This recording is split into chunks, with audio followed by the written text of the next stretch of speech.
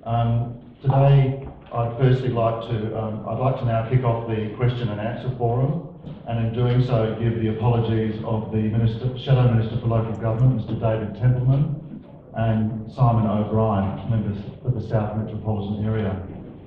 I'd also like to acknowledge the presence of various mayors that are here today, including Mayor Joe Dawkins, the Claremont Mayor, Mr. Jock Barker, the Subiaco Mayor, Ms. Heather Henderson, the Netherlands Mayor, Mr. Max Hipkins, the Mosman Park Mayor, Mr. Ron Norris, and the Pediment Grove Mayor, Rachel Thomas. I'd also like to acknowledge Brett Christian, who I believe is here today, and I must applaud the incredible efforts made by the Post in covering this.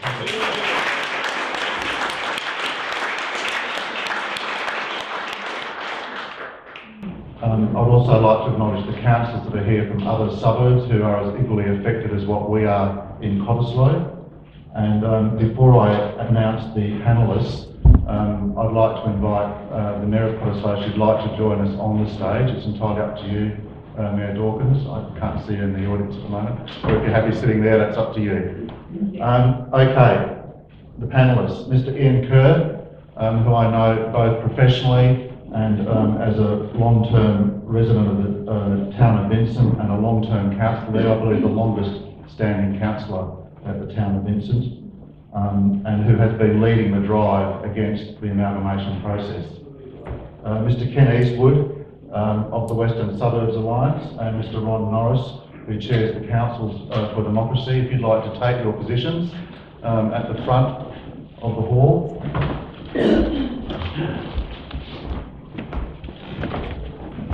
It's proposed that each person speak for 5 minutes. I will be quite strict about that because I know that people on the floor are quite keen to ask questions of the panellists. So once your 5 minutes is up, I'll be making a noise of some sort.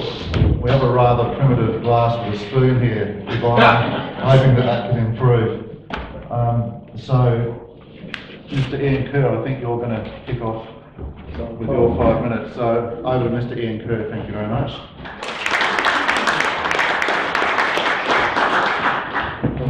Okay, thanks, John. The first point I want to make is that this is not an issue about me, this legal action, and it's not even about any particular structure of local government. We all may have different ideas about that. If it were about that, then I would be as arrogant as Colin Barnett has been. It's about giving people a say in how they are governed at the local level. And above all, it's about getting the lawmakers to abide by the laws that they make. Colin Barnett voted for the 1995 Local Government Act, which included the day-door poll provision. What the government is doing to local government is badly flawed, as I think many people recognise, but it's also an affront to democracy. The Minister has acknowledged that he has no business case. He doesn't know what the benefits and costs of this process are. But to have proposals that were prominently labelled amalgamation in July 2013, rebadged as boundary adjustment in November 2013, simply to avoid the day-door poll provision is nothing short of scandal. And to dismember in doing that, two of the most sustainable local governments in Australia simply to avoid that provision is equally scandal. Now the basis of the legal action is threefold. Firstly, that the Minister's proposals were invalid in terms of the Local Government Act. And any of you who have taken the trouble to read those wouldn't have taken them very long because there's very little information. It follows from that the local government and community proposals made in response to them were also invalid. And thirdly, that there have been systematic conflicts of interest on the Local Government Advisory Board that were not remedied by the Minister's declaration of the 9th of June. Now, I'm confident that the LGAB regarded the validity of the Minister's proposals as sufficiently in doubt that it avoided all but one of those in its recommendations. And I'd also believe that the State Solicitor's Office, in agreeing to vacate a directions hearing on the 5th of September, effectively admitted that they didn't have arguments to prevent the case being heard. formal court hearing, and this is where it all comes to the point here, it's on the 25th of November, so it's only about 4 weeks away, and it is open to the public, unless the court rules have changed. Now here is where my interest may now start to diverge to some extent from the specific interest of most of the people here. Because Colin Barnett is yet again perverting the process by threatening a separate City of Perth Act to ensure that Perth gets some of the assets it wants. But to do so, you'll have to put the whole of the City of Vincent into the City of Perth, something the City of Perth has vociferously repeatedly said it does not want. So to make this work on his and Mrs. Capiti's terms, people set up at the occupants Queensland-style gerrymander to disenfranchise the people of Vincent. It's actually boasting that he's going to do that. Now that is a huge affront to democracy. What he said was, and this is the quote, "We would not want residential voters to be able to control the central business districts." I'm shaking my head all the time these days. That sounds more like, that gerrymander sounds more like South Africa under apartheid than it does democratic Australia. In the 1980s and the early 1990s, those of you who remember, South Africa had a tricameral parliament with underrepresentation of blacks and colours. But at least that was a movement towards equality. What Colin Barnett is proposing is a retreat from it. Barnett's City of Perth Act would deny the electors of Vincent and the electors of Perth, and that's important too, the right to a vote. It would also indirectly deny that opportunity to the people of the western suburbs because of some territory that's in question there. He was unable to accept the Local Government Advisory Board's recommendation on the G5. I believe we should be reminding state parliamentarians that the WA Electoral Act requires one vote, one value for state electors, and that the Local Government Act requires that the ratio of councillors to electors be a key factor in the establishment of wards, with very strong implication of equality there. We should be reminding our state parliamentarians, wherever they come from, whoever they represent, that if they vote for Barnett's gerrymander, it would be a gross dereliction of their democratic duty and to see them held to account at the next election.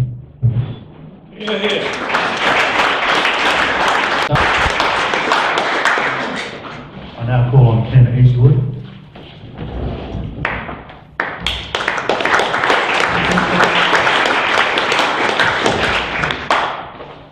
Thanks, John. Before I start, there are half a dozen chairs up the front there if anyone's looking for a chair. You haven't got the clock on yet, have you? No, I haven't. Look, just before I do start, at the start of each row, the first two rows about halfway back, there is a copy of our petition. You don't have to be a resident of Cottesloe or anywhere else in particular, you just have to be breathing to sign that. So if you would sign it and support our push to have this whole thing reviewed, I'd appreciate it. Now, the petition I'm talking about, copies of which are on the table at the rear and the front seats, is in itself a very simple document. We're petitioning the state government to institute an urgent inquiry into the government's proposal to radically and completely restructure the existing community-based system of local government by abolishing all but three, and that's Wanneroo, Joondalup and Rockingham, of the existing metropolitan local councils.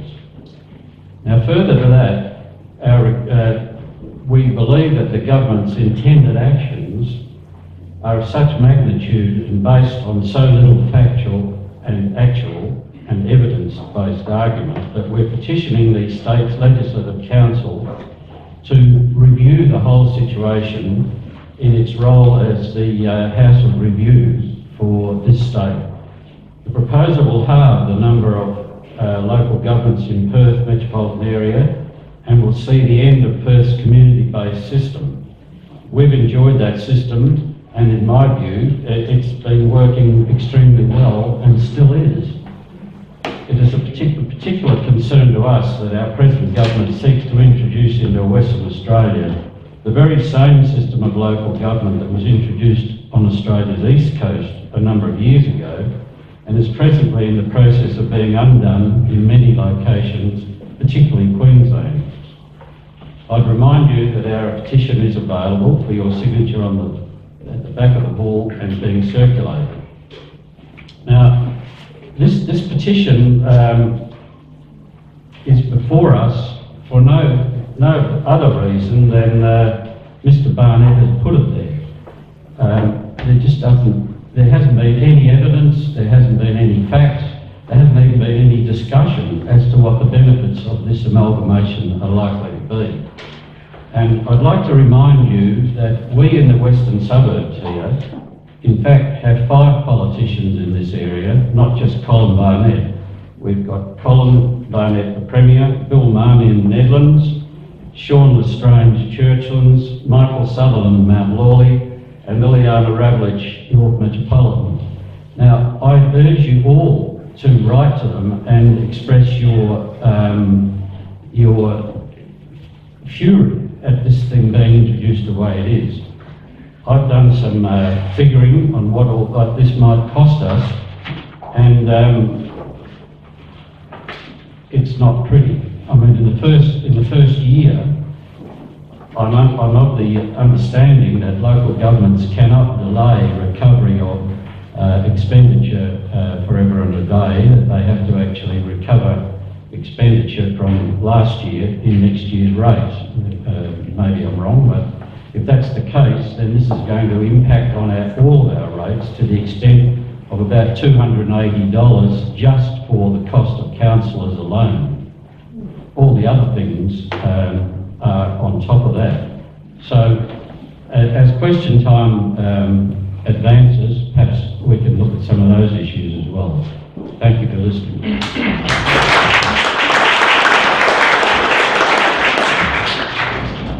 Now to our final speaker, Mr. Ron Norris, who is the Chair of the Councils for Democracy.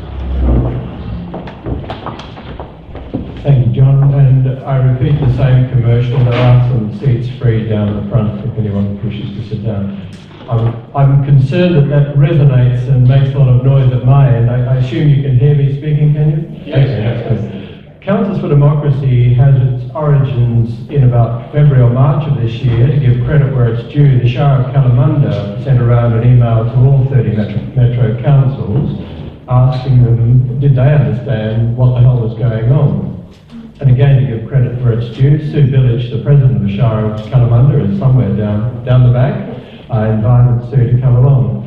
Anyway, the 30 metro councils, or at least those that were concerned, met in South Perth, and a group of us, 12 of us, were sufficiently disenfranchised and concerned that we formed a group which we happen to call Councils for Democracy, principally because of the assault on the date of poll provisions.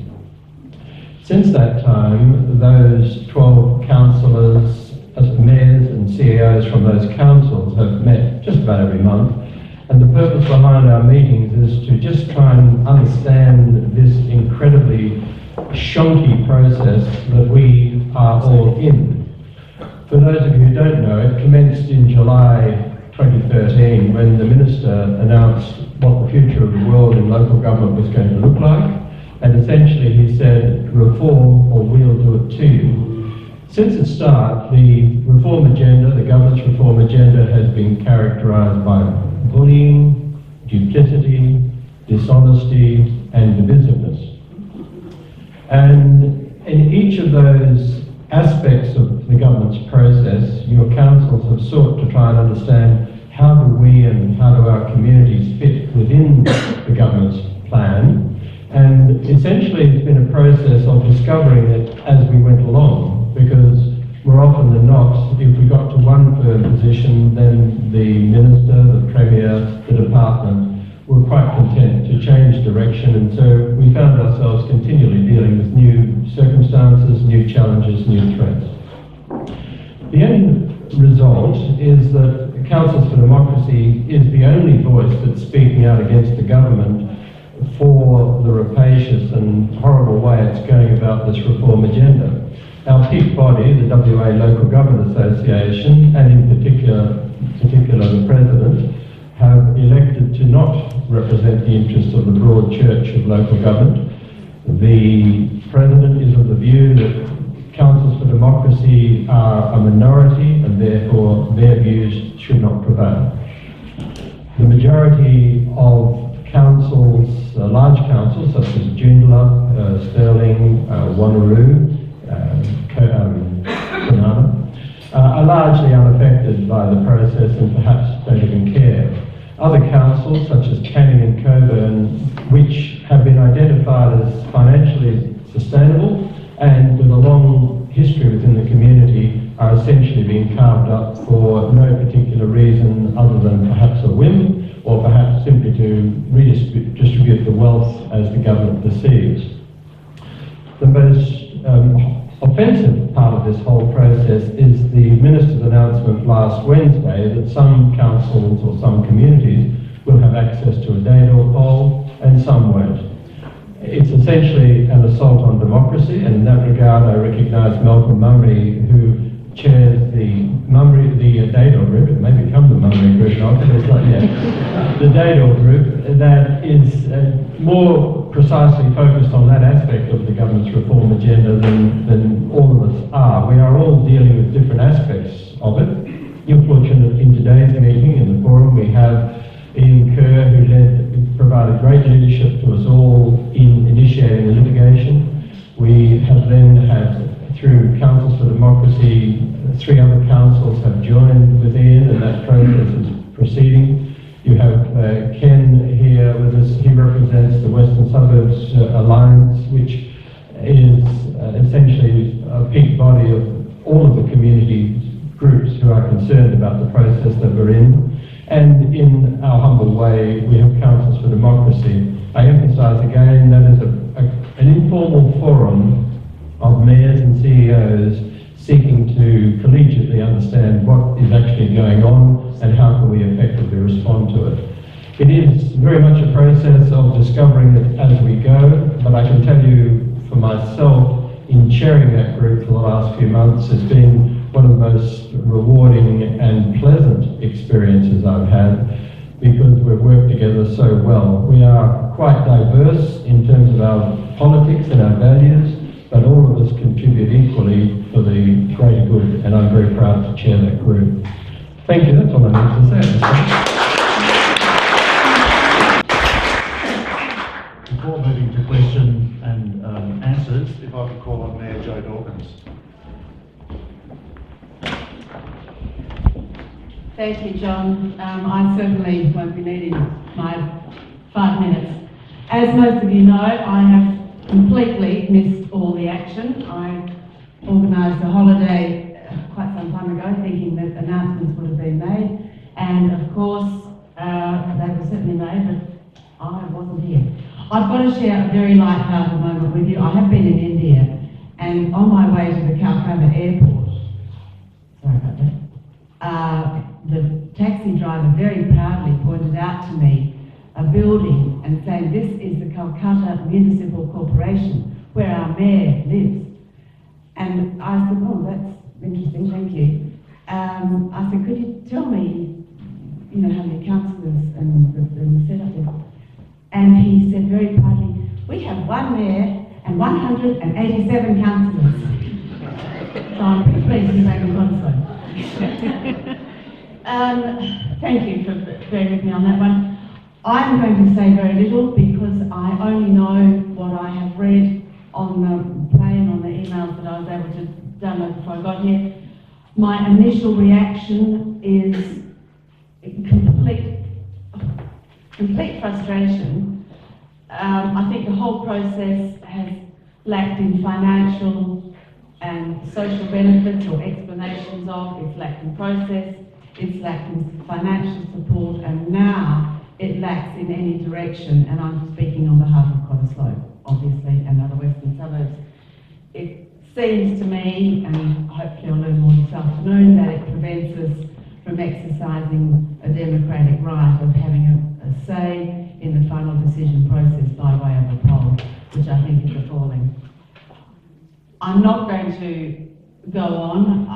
I do want to say I have every faith in the G5 mayors. As Ron has said, we are lucky that we have a very good relationship and are intelligent enough to sit down in a proactive and intelligent way and be able to communicate with each other, and for that I'm extremely grateful.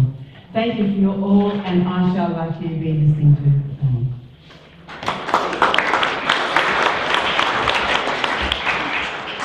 Now we start with the fun part of the afternoon, I hope, and that's for each of you or any of you that have questions that you would like to ask of the panel. Feel free to do so. I'll be keeping a strict eye on how long you take to articulate your question, and indeed I'll also be keeping an eye on those that are responding, but they've all been very good so far. I do have a motion that has been handed to me, and it reads as follows. I don't propose to deal with it now, but I'll deal with the person who's put it up may wish to move it during the course of debate. The motion is that the Premier and the Minister for Local Government be condemned for the chaos, uncertainty and waste of time and money that their pursuit of this reform agenda has created in our councils and communities. So that is something that you may wish to start debating now, or the person that's put it up may wish to formally move that. But I will now start with taking questions from the floor. Oh, thank you. I would first like to commend you guys on what you're doing. I think it's great. I think that everybody needs to get behind and tell people, your friends, your neighbours, your relatives, get down to your local MPs, put letters in, show them that you understand what's happening, because a lot of people out there do not know what it's going to cost you if this happens. I'd also like to say Mr. Barnett is nothing but consistent. He's brought down the election promise since he got in. And I'd also just, my question is, when is your petition date finished? Because I actually live in Belmont and work in Civic, and I'd like to take this petition and get some more signatures in my area too, because I think we need to show people that, you know, this is not just in your area, but it's going to be all over Perth, that people want to support this action. I guess that's directed to me. Look, the petition has been lodged. However, it's been lodged in a format that allows further names to be added. So the more the merrier. If we can get half of Perth to sign it, that's great. So it doesn't matter where you live. Everybody, as you well say, is affected by this. So whilst it has been lodged, it has provision for further signatures to go with it before the House considers it. Okay, thanks. I'd like to continue with me, Russell. You're welcome to photocopy it and spread it as far as you like. Just get them back to me, though. Good afternoon. My name is Peter Tarleton. I'm a resident of Shenton Park. I'd like to ask the panel to comment on how they feel the coverage by the press, both print and television, has been handled, and would that suggest that there's been some heavy handling of those entities? Thank you.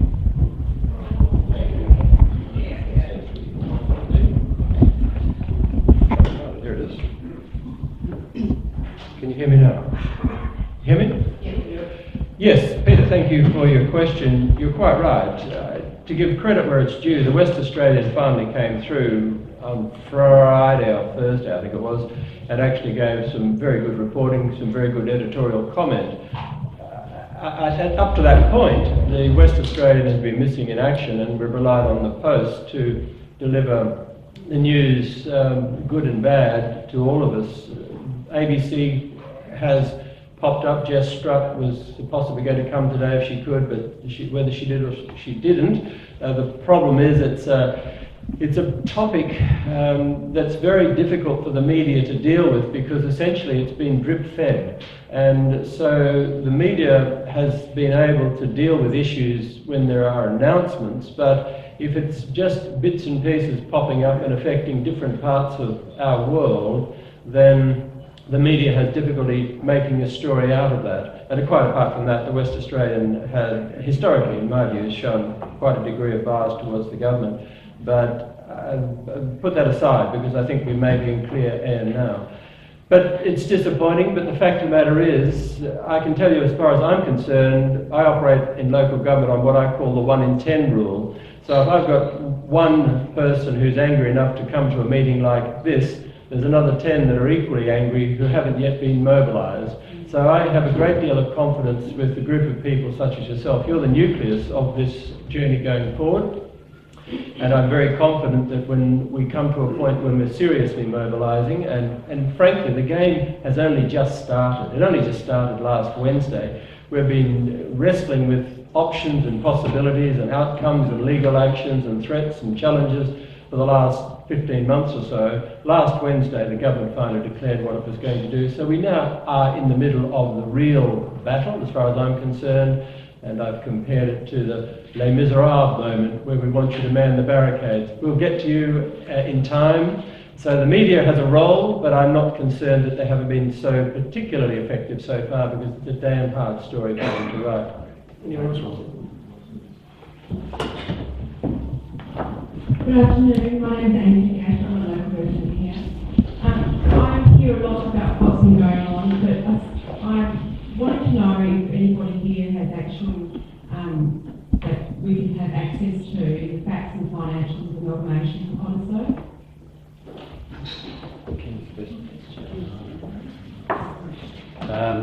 I'm sorry, you mean what it will cost the residents of Cottesloe? Yeah, and the papers that have been written up for the amalgamation.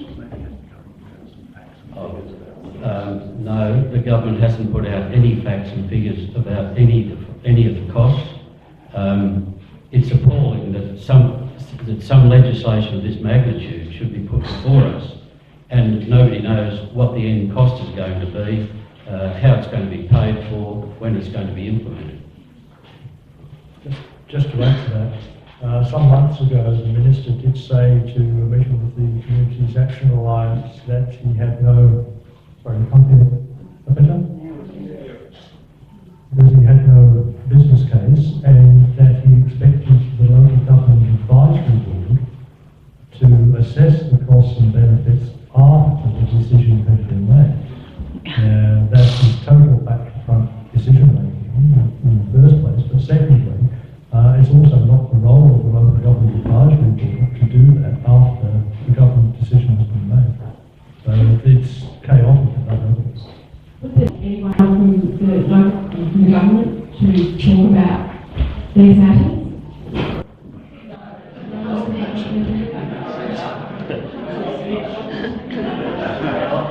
I can give you some of my own thoughts and from my own investigations on the subject.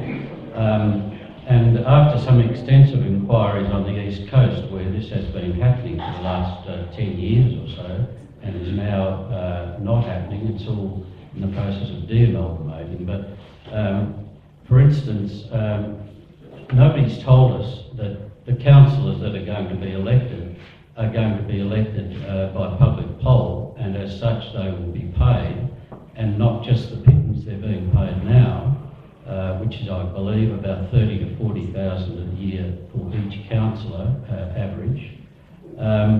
These councillors will be paid in the vicinity of something between 60,000 a year, and for the bigger councils 120,000 a year.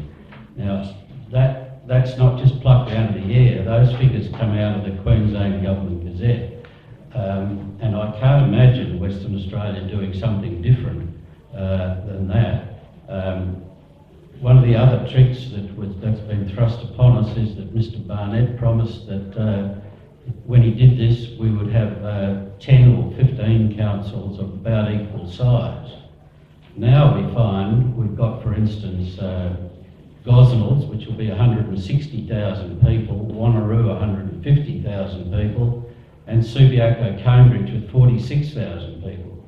Now, you know, one would have to be a bit of a sceptic and say, well, why did Subiaco Cambridge get a Guernsey, if you like? And I would suggest it was to put the difficulties in front of the G7, just so that there was not the same argument of potential from the G7 as there might have been with Subiaco and Cambridge taken care of and on the sideline. That's just my opinion, it might be right. One thing's absolutely certain, it is going to cost. The fact is, the experience drawn from the Queensland amalgamations by Brian Dollery indicated that the average cost was somewhere in the order of $6 to $8 million per council. No one actually knows what that cost actually is, and for those of you who don't know, in even our G5 model of councils, we all have 5 different town planning schemes, lots of local bylaws, regulations, standing orders. We've got different parking laws, so everything is different, and if you amalgamate, all of that must be realigned. At the very least, for example, the cost of printing new street signs is estimated to be about $1 million. So if you start adding those up, you can start understanding that there is a huge cost, unbudgeted, unknown, and the government, in my view, is that the government doesn't care, because essentially the cost is being transferred to the ratepayers. It's not a cost they have to bear, they don't care. I suspect neither know nor care what it is. But the problem is, the point I wanted to make, in the meantime, in the midst of all this uncertainty, all of these councils, us, the G5 councils, all the western suburbs, all 30 metro councils, are expected to continue trading as though nothing has changed.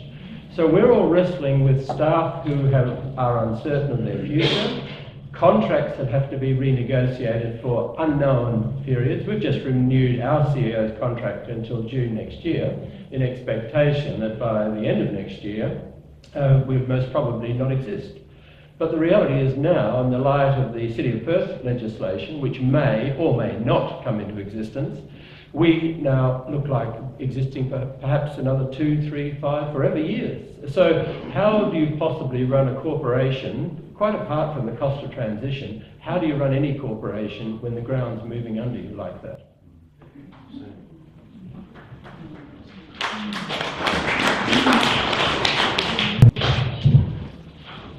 The gentleman at the rear. Can everyone hear me? Okay, my name's Ian Parker. I live in the city of Fremantle, and I worked for 25 years from within state government. And I worked for numerous entities, and a lot of the time I worked with the Department of Planning and with numerous local government agencies. And I watched in abject disbelief as state government agencies wasted hundreds of millions of dollars of taxpayers' money on projects that were inadequate in scale and scope to deal with the issues they were charged with dealing with.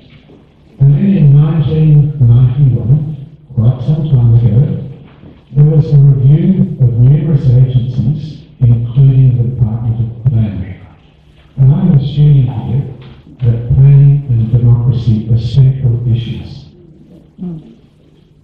And the conclusion by this independent Canadian academic was of the Department of Planning, included with its colleague agencies, that your traditional fragmented approach to problem solving is no longer adequate in this day and age. 1991. At that time, we were seeing hundreds of millions of dollars of taxpayers' money go down the drain. So we get to the present day, and all of a sudden we're going to reform local government to save money. Now, I'm getting to the point here.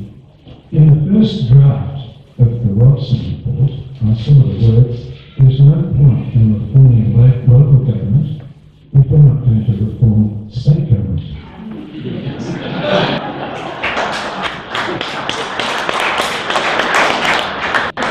And this will come across to most people as an outland. Okay. But then, your statement just disappeared. So the reports just continue to be written by the dear John. And here we go, we want to reform the local government to save money. There is no point in reforming the local government unless you reform the state government. So what I'm asking is, can we find Robson on this? I know he was just an organised, providing a report to state government and local government, but he made a statement. So why shouldn't we ask him that? And shouldn't we put more pressure to reform on state government before we even begin to consider reforming local government? Then it might be part of that useful package. But in the meantime, it's called a rock down. A waste of freaking time and money.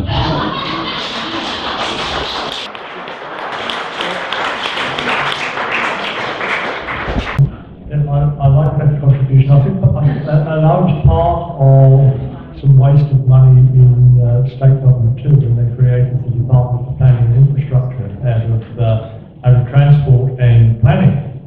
And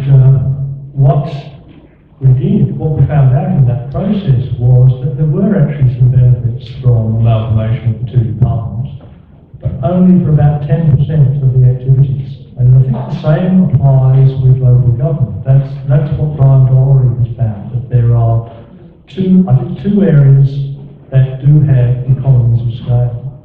One is recreation, and the other is governance. But they're not by no means the majority of the costs of local government. Now, I think Barnett has a problem in that he studied economics, but he attended the lecture on economies of scale, but obviously missed the one diseconomies of scale. And not only in local government, but he's done the same in education as well. When he was education minister, he closed Hollywood Senior High School and Swanbourne Senior High School and created Shenton College. Didn't look at the fact that a few years down the track, the suburbs that were served by those schools were going to be regenerated. People are going to be moving back there. There's higher density. There are more children there. He's now talking about Churchlands, I think it is, going to 3,000 students, which is horrendous for the school. All the research shows that beyond about 2,000, educational outcomes significantly deteriorate. Any high school above about 900 severely disadvantages those students from lower socioeconomic backgrounds. Colin Barnett does not seem to understand the impacts of what he's trying to do in any of these areas. He's even got synergy, which he created through amalgamation of two other entities, now itself saying it should be de-amalgamated. There's a pattern here somewhere that I think we might find. My name's Betty, the Cottesloe resident. Are all the 5 councils of the G5 members of Councils for Democracy? And if not, why not? Thank you. Betty, can you hear me now? Betty, yes, they are, and so is Netherlands. And I just wanted to make, can you hear me? I've got someone with, you can hear. I just want to make the point that G5, the origin of G5 proposal, which the town of Osborne Park presented to the Local Government Advisory Board in February of this year, was a deliberate attempt to avoid a situation where the only proposal before the board was the minister's G7 proposal. If we were ever going to hold the Local Government Advisory Board to account, then they had to have a viable alternative to the minister's G7. We've put in the G5 in the belief that that was going to create a workable entity, certainly better than G7, and perhaps a bit better than the way we are at the present time. I can say all councils understand the need for looking at ourselves and trying to find a way to do what we do better. So this suggestion that somehow or other us mayors are all a bunch of silvertails just having a great time enjoying ourselves and ignoring the process is simply mischievous and wrong. But Betty, to answer your question, all 5 are members of the Councils for Democracy, as is Nedlands, as is Subiaco, as is Kalamunda, Serpentine, Jarrahdale, East Fremantle, Bassendean, I can't think of the other one.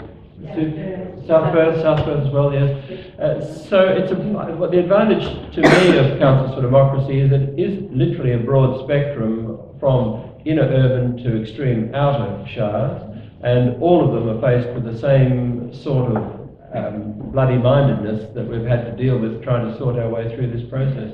And so that's true. We're all part of it, and I'm very pleased that we are.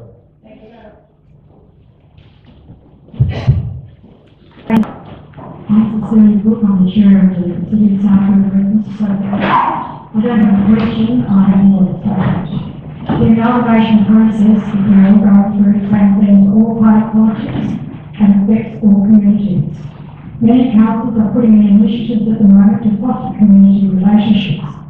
Forced amalgamations and boundary changes that divide existing council boundaries could be responsible for destroying community relations. In South Perth and Victoria Park, we are told we're going to have a super council which will create a vibrant city. My question is, where are the super municipal offices going to be built to service the super councils? We all know that it is the ratepayers who are going to put the bill for these offices, or the cost associated with this Barnett Green. But what benefits are the ratepayers going to receive in return? Nothing. This is nothing about sustainability and better services. We all know it is about giving more license to the big developers. Another point that has not been discussed is the wages that we touched on. The wages of council employees. CEOs will be paid more because of the extra responsibility. More executives will be needed.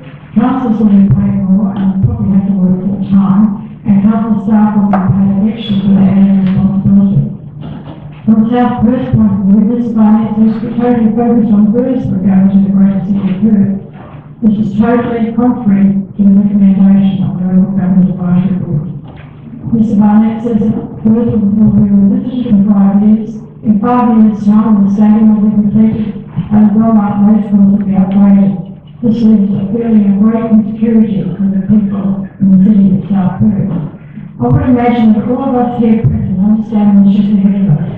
We are all converted, but there are many unconverted people out there in the public arena. In my opinion, community groups like All Residents Association are probably here today, including the CAA and others, where possible to pool their resources and raise money to get the message out to the general public.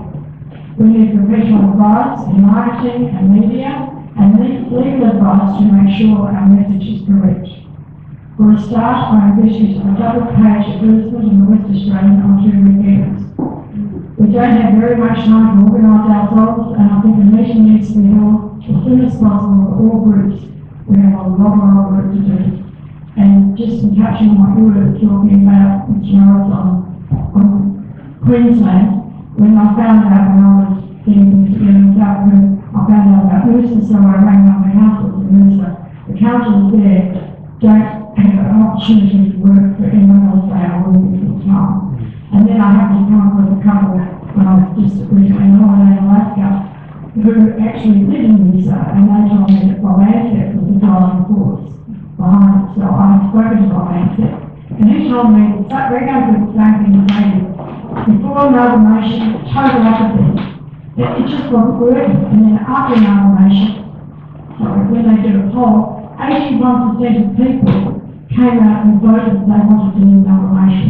It cost a fortune, it cost 6 years. So my point is, we need to work now. We don't want to get down the path of having to de-amalgamate later. We've got to do it now, we've got to get our heads together, we've got to get money, we've got to get disciplines to raise money, and we've got to get working to this city.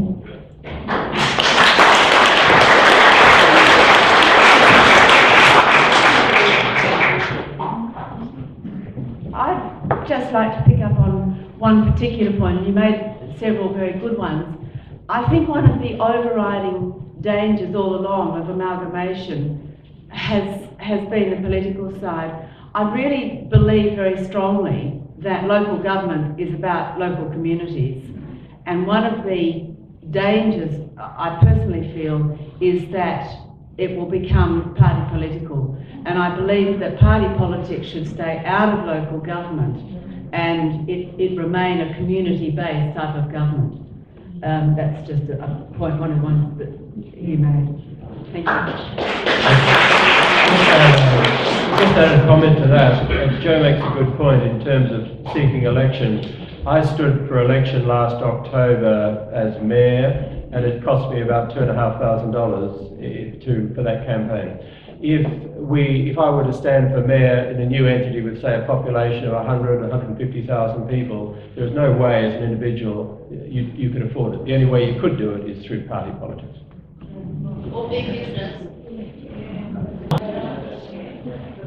The gentleman in the rear. Bill Prince, Change Community Alliance.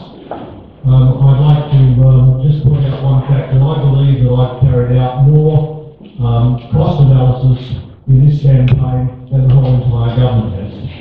I can show you that 93% of the people in the city of Canning do not want to amalgamate with anyone. The fact I was going to ask the young lady to give her an example of what it will cost. I was asked by Cecilia in the city of South Perth to come up with a figure of what would it cost them. I then asked somebody else from Victoria Park what would it cost them. Now they came up with a figure of $10 million each.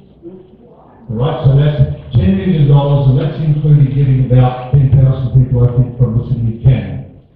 70,000 people. I have calculated that it will cost them $47 per ratepayer per year for the next 10 years. That's to pay back $19 million. So there's an example of fact for you, and I think that's what I can accept. Thanks, Bill. I don't know whether you've looked at the submissions that are reported in the Local Government Advisory Board's report, and they make for some very interesting reading. Not so much the submissions themselves, but simply the balance of support and oppose. And there are very, very few of the proposals that have even majority support. There are very, very few of the LGAB's recommendations that have majority support. Most of them have less than 20% support from the submissions that were made. There are 2 or 3 that had a very high level of support from the submissions. I have to say Vincent is one and South Perth is another. But I think there are issues there that in the way in which those communities, the opportunities that were available to them, and in South Perth, the critical thing was what's going to happen to Burswood. So if we don't support the City of South Perth proposal, we're going to lose Burswood, and the resulting entity will not be valid, not be viable. There's a similar thing in Vincent, because there was another proposal from the City of Perth, which was simply to strip the assets out of the City of Vincent.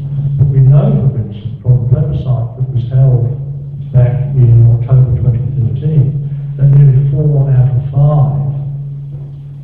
of the voters in that plebiscite wanted Vincent to stay as it was. And I would suggest very strongly that if those voters had been told that an amalgamation with Perth would leave them as second-class citizens, which is what Barnett is now proposing, that would have been 5 out of 5 saying Vincent should stay as it is. Just to continue on the cost theme, Ron mentioned that the present state government don't really care what it's going to cost, because it's not going to cost them, it's going to cost you.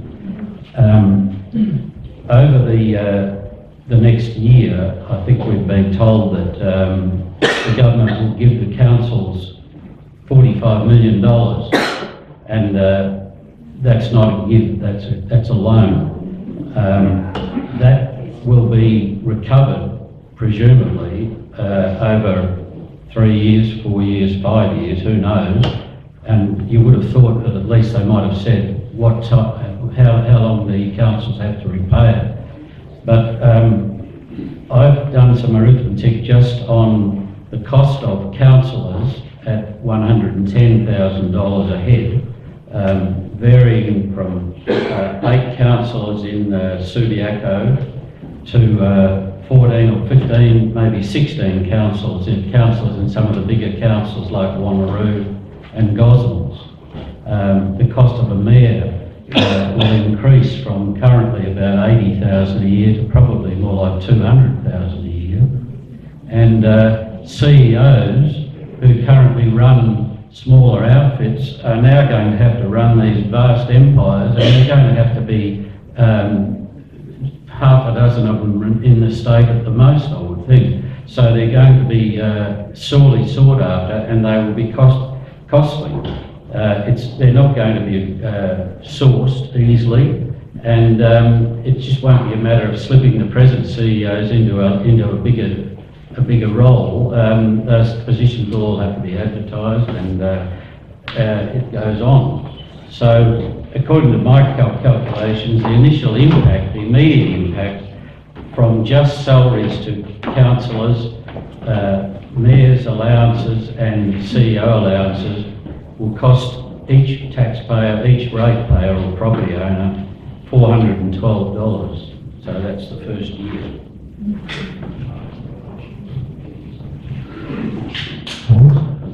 We've had some motions, or I've at least had one on the floor.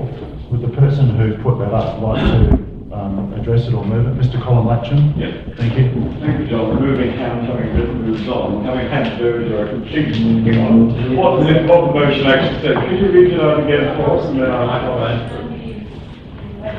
just put away all my technology. Sorry, I was saying, unfortunately, having handed over to John, I've forgotten the wording, so John might be kind enough just to read it out again. The motion being put by Mr. Latchin is that the Premier and the Minister for Local Government be condemned for the chaos, uncertainty and waste of time and money that their pursuit of this reform agenda has created in our councils and communities. Thanks very much, John. Thank you. Would anyone like to speak to the motion? The lady at the... Sorry, no? Anyone like to speak against the motion? Does it need anything spoken to it? It's pretty self-explanatory, yes. It's horrible. Okay, can I put the motion to a vote? Is there a seconder? Sorry, I forgot. We have a number of seconds. All those in favour, could you please raise your hands? Seems to be fairly overwhelming to me. Are there any other motions on the floor? Yes, I have one.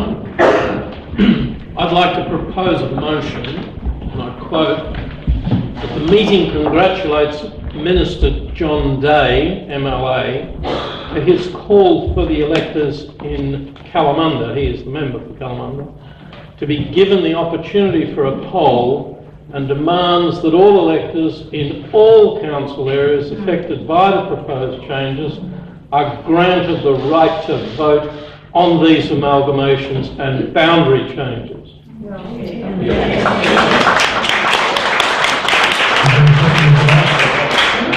Thank you. All those in favour of the motion? Overwhelming. Are there any further motions from the floor? The gentleman in the second row.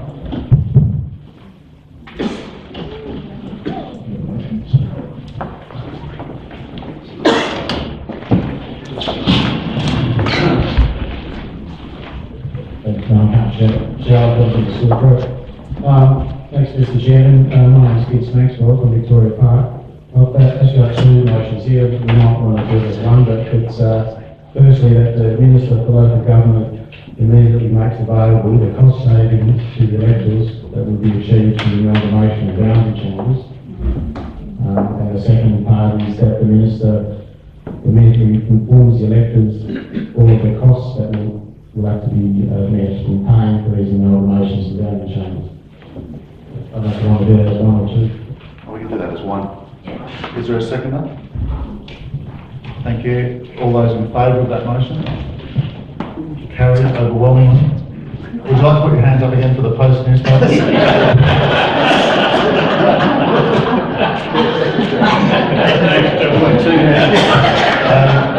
I believe there's a question from Ms. Ross Santley.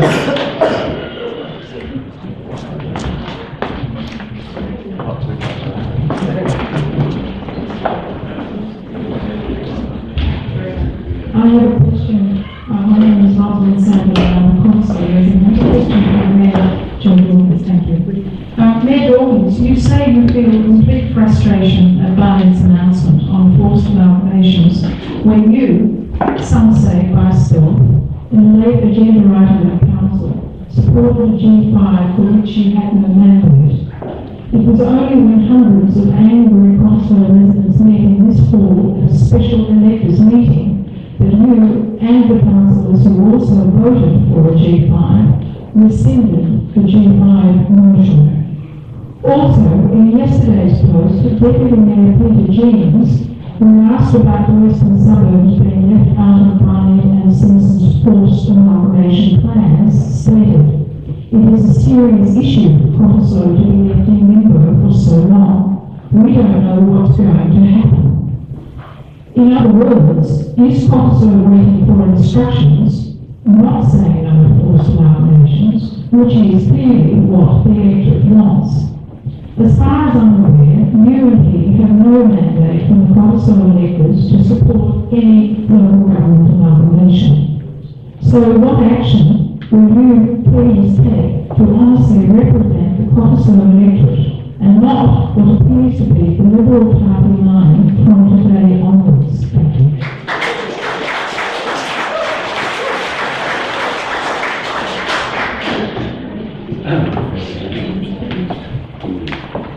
Thank you, Rosalind. The first question of yours was about council introducing a G5 motion, which we did, and I have to say that that was after a conversation with my colleague here, the Mayor of Mosman Park.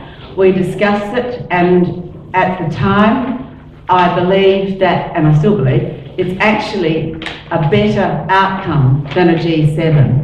So the idea of putting forward that motion was it was a better option, is a better option than the G7.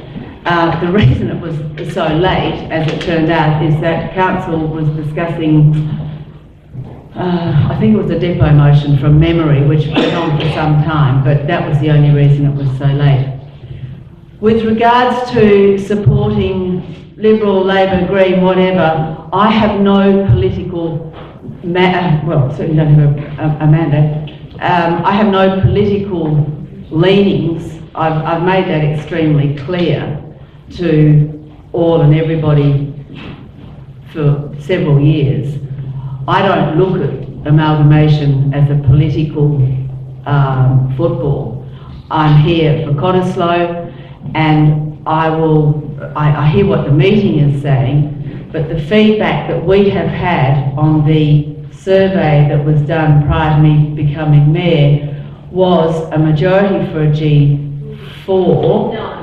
Okay, well, I'm only giving you what was handed to me, and we can get into a debate about how the survey was carried out, and that's all fair. But at the end of the day, I have always said that the way to have a fair outcome and for Cottesloe residents to have a say was through a poll, and I still believe that.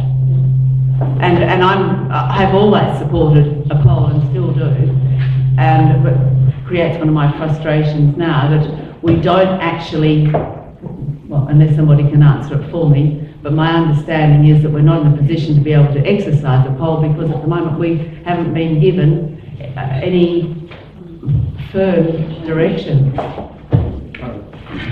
I wanted to add something to that in relation to the G5 proposal. When we left the meeting with Minister Simpson last Wednesday morning, several people said to me as we walked out, or the G5. The fact of the matter is the G5 was put together as a viable alternative to G7 because we believed at that time, February this year, two important things. One, that the process that the government was in was legal, and Ian's legal action is testing whether that's true or not. And the second and more important issue that emerged is who's paying. The origin was that even if this reform agenda was forced on us and we had to embrace it, the government was covering the cost. Now, those two things have been found in the negative since February, and it's just worth adding also, the G5 proposal included the addition of the residential component of North Fremantle and UWA and QE2 into what would become a new larger council. That also has not been included in the government's proposal. So the G5 isn't what we wanted, and the town of Mosman Park will be determining how we're going to react to that. How does a council react to that? I can tell you it's like fighting a phantom. We don't know what we're in or what process we're in or where we can actually do anything. But all I can say is that the councils in the western suburbs are working collegiately, and I include Subiaco in that comment, to find the best outcome for the western suburbs. Whether it is no change, some change, or whatever change, we don't know. It's a dynamic process, and the councils are seeking to stay at least a little bit in front of the game to try and get a better outcome than what we would otherwise have received. Thanks, Ron. I'd like to wrap up the meeting by 6 o'clock, so I'm sure you'd all like to be doing something else after 6. So I'll take 2 more questions. The lady with the blonde hair at the rear of the room. Thank you, from Delphi. One of the things that I see about Mr. Burnett is use a strategy of divide and conquer. And I think what he's done by doing that is confuse councils to try and scramble to make agreements that would suit their residents. And by doing that, in a way, you are submitting already to that strategy of Mr. Burnett. I believe that it's important to give a lot of reason about the process, how legitimate it is, what he's trying to do, the Dahmer agreement. But there has been lacking a high-profile personality to drive this campaign. When Needle Rig was at stake from the development, from developers to create a big resort there, Clinton took up that campaign, and by doing that, it raised the issue from being just a local issue or maybe some holiday people being interested in protecting England, to actually driving the message to the ordinary person. I think here and the driver we're trying to do should have a person that could be a spokesperson that has a fairly high profile that the community can recognize and to make the issue more public. Thank you. One last question, Thomas. I've got 2 mayors down here who want to say a couple of brief things. So, Dr. Barker, I think first, and then Rachel. Okay, well, my attempts to have you all home early are going to be thwarted. If you're happy about that, that's fine. This is where I'll ask the question about the cost of amalgamation. We do have an example here in Western Australia. Recently, the town of Geraldton is seeing Shire Agreement. They had a 26% rate increase and 55 more.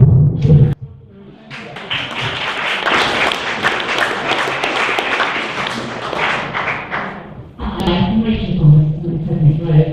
just want to pick up some points that were made about the G5 that Austin Park put in. Technical recognition has always been that we prefer to remain independent, and that's been, we know that in conversation with our residents.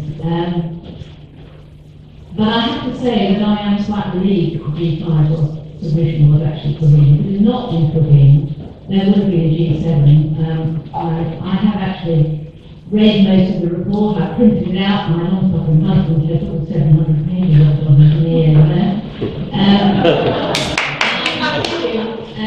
That the committee, the board, actually indicates in that report that it would have liked to have gone for a G7. And it says the only reason why it didn't is that it believes that the complexity of aligning 7 IT systems, 7 government structures and so on would be too complex.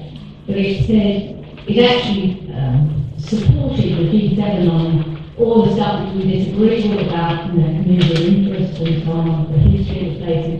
It rejected all those arguments against the G7. The only reason why it didn't go for G7 is the complexity of alignment of those 7 councils. So I am actually slightly relieved. Thank you, Rachel.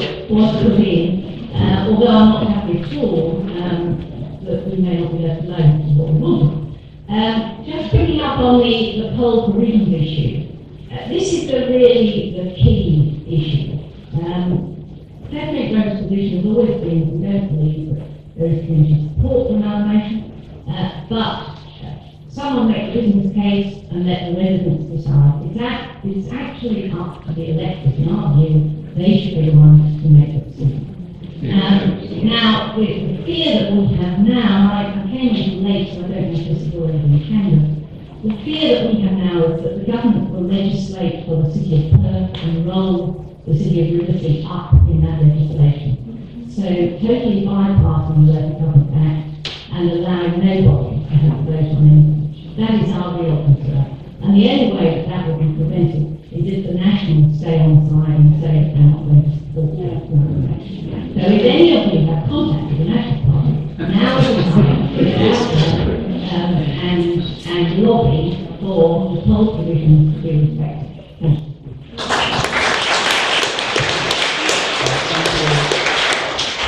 Mayor Thomas, that just about brings today's proceedings to an end.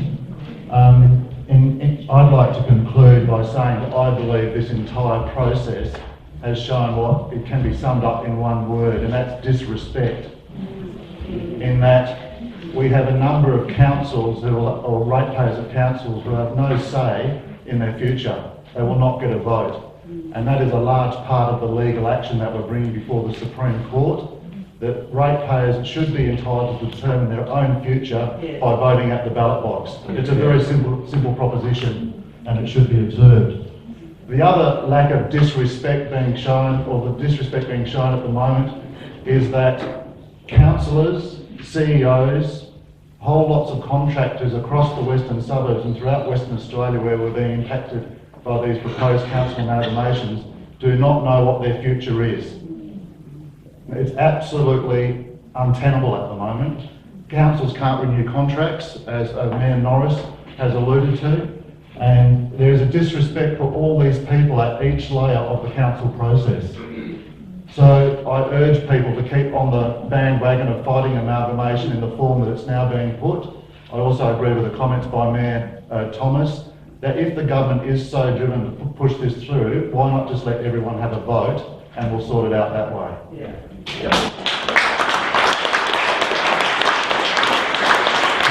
Thank you for all attending. I look forward to being your chair for the next year. I hope we can also make it a bit of fun.